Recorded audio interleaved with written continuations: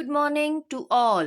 Today we will discuss period number 5 from your chapter number 5, Manufacturing Industries. Today we will discuss the mineral based industry, it is chemical industry. Chemical industry contributes 3% of the GDP. इसमें दोनों units आते हैं, large scale भी और small scale भी. कुछ industries इसमें बहुत बड़े स्केल पे हैं, कुछ इंडस्ट्रीज छोटे स्केल पे हैं. Chemical is its own largest consumers. ये सबसे बड़ा कंज्यूमर अपना ही है. Two types of chemical industry. Chemical industry को हम टू टाइप्स में डिवाइड करते हैं, ऑर्गेनिक एंड इनऑर्गेनिक. ऑर्गेनिक होते हैं जैसे petrochemicals which are used for manufacturing for synthetic fibre, synthetic rubber, dye stuffs, drugs and pharmaceuticals.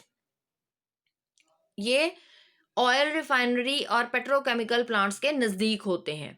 Inorganic chemicals include sulphuric acid and जैसे synthetic fibres, plastic बनाने के लिए, पेंट बनाने के लिए, डाई बनाने के लिए यूज किए जाते हैं, सोडा बनाने के लिए यूज किए जाते हैं. इन केमिकल्स को इनऑर्गेनिक केमिकल्स कहा जाता है. सेकेंड इंडस्ट्री की जो हम बात करेंगे, this is also mineral based. Filter fertiliser industry. Fertiliser industry plant India was set up in Ranipat in Tamil Nadu in 906. 1906 में सबसे बड़ा प्लांट लगाया गया तमिलनाडु में.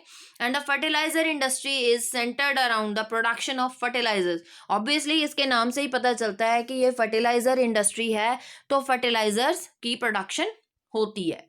Eight present there are 10 public undertakings.